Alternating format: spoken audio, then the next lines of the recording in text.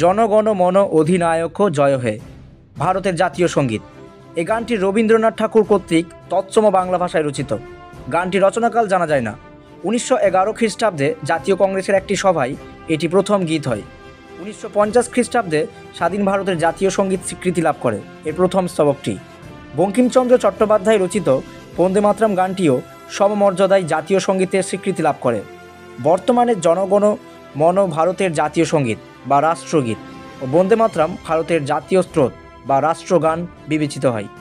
জনগণ মন অধিনায়ক জয় হে রবীন্দ্রনাথের গীতবিতান সঙ্গীত সংকলনের স্বদেশ পর্যায়ভুক্ত 14 সংখ্যক গান। কবির সঞ্চয়িতা কাব্য সংকলনে এই গানের কথা ভারত বিধাতা শিরোনামে মুদ্রিত। মোট 5টি স্তবকের মধ্যে প্রথম স্তবকটি জাতীয় সঙ্গীতরূপে গীত হয়। জনগণ মন সঙ্গীতের কোনো পাণ্ডুলিপি পাওয়া যায়নি। সে কারণে এই গানটি কোথায় কবে রচিত হয়েছিল তার নিশ্চিতভাবে জানা যায় না। গানটি প্রথম গীত হয় 27 ডিসেম্বর 1911 তারিখের মধ্যে কলকাতায় আয়োজিত ভারতীয় জাতীয় কংগ্রেসের 26তম বার্ষিক অধিবেশনে। গানটি গাওয়া হয়েছিল সমবেত কণ্ঠে। দীনেন্দ্রনাথ ঠাকুরের নেতৃত্বে গানের রিহার্সাল হয়েছিল ডক্টর নীলরতন সরকারের হ্যারিসন রোডস্থ বর্তমানে মহাত্মা গান্ধী রোড বাসভবনে। পরদিন দ্য বেঙ্গলি পত্রিকায় গানটি ইংরেজি অনুবাদসহ এই সংবাদের প্রতিবেদনে প্রকাশিত হয়। অধুনা অন্ধ্রপ্রদেশ রাজ্যের মদনপল্লী নামক স্থানে রবীন্দ্রনাথ জনগণ মনর ইংরেজি অনুবাদ করেন। 1937 খ্রিস্টাব্দে জাতীয় সঙ্গীত হিসাবে প্রথম জনগণ মন গানটির নাম প্রস্তাব করেন সুভাষচন্দ্র বসু। 1943 খ্রিস্টাব্দের 5 জুলাই আজাদ হিন্দ ফৌজ গঠনের কথা ঘোষণা করা হয় এবং সেই দিনই প্রথম জাতীয় সঙ্গীত হিসাবে জনগণ মন গাওয়া হয়। এরপর ওই বছরের 25 আগস্ট নেতাজি আনুষ্ঠানিকভাবে আজাদ হিন্দ ফৌজের সেনাপতির পদ গ্রহণ করেন ও 21 অক্টোবর সিঙ্গাপুরে আর.জি. হুকুমত এ হিন্দ প্রতিষ্ঠা করেন। এই দিনও জাতীয় সঙ্গীত হিসাবে জনগণ মন গাওয়া হয়েছিল। নেতাজি আজাদ হিন্দ সরকারের সেক্রেটারি আনন্দমোহন সহায়ের উপর দায়িত্ব দেন গানটির হিন্দুস্তানি অনুবাদের জন্য। তিনি লয়ালপুরের তরুণ কবি হুসেনের সাহায্যে কাজটি সম্পাদন করেন। 1944 খ্রিস্টাব্দের মার্চ মাসে আজাদ হিন্দ ফৌজ মৌডক রণক্ষেত্রে জয়লাভ করে ভারতের মাটিতে প্রবেশ করে ও সেই দিনই প্রথম ভারতের মাটিতে জনগণ মন ভারতের জাতীয় সঙ্গীত রূপে বাজানো হয়।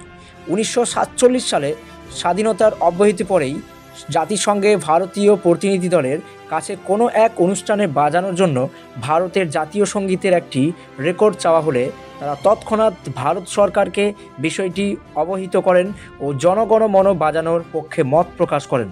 অবশেষে 24 জানুয়ারি 1950 তারিখে ভারতের সংবিধান সভা এই গানটিকে জাতীয় সঙ্গীত ও ন্যাশনাল অ্যানথেম হিসাবে গ্রহণ করেন। সভাপতি ডক্টর রাজেন্দ্র প্রসাদ বলেন, জনগণ মন নামে পরিচিত গানটি কথা ও সুরসহ ভারতের জাতীয় সঙ্গীত রূপে সরকারিভাবে গীত হবে। কোনো নির্দিষ্ট কারণ উপস্থিত হলে সরকার এই গানের কথায় যে কোনো রকম পরিবর্তন আনতে পারবেন। বন্দে মাতরম গানটি যেহেতু ভারতের জাতীয় সংগ্রামে বিশেষ গুরুত্বপূর্ণ স্থানের অধিকারী, সেহেতু এটিও জনগণ মনর সমমর্যাদা সম্পন্ন হবে।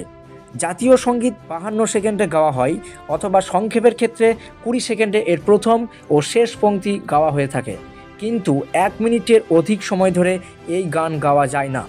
জাতীয় সঙ্গীত গাওয়ার সময় উঠে দাঁড়ানো কর্তব্য।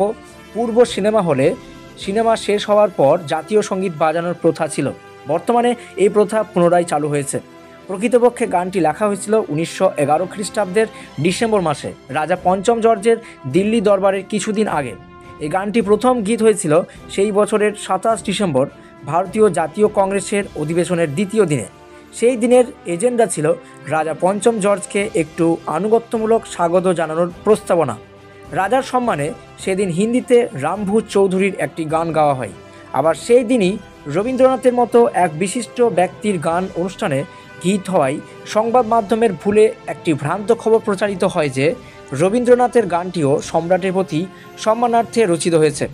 পরদিনের ইংরেজি সংবাদপত্রগুলিতে এই সংবাদ প্রচারিত হয় যে বাঙালি কবি বাবু রবীন্দ্রনাথ ঠাকুর বিশেষত সম্রাটকে স্বাগত জানিয়ে একটি গান রচনা করেছেন।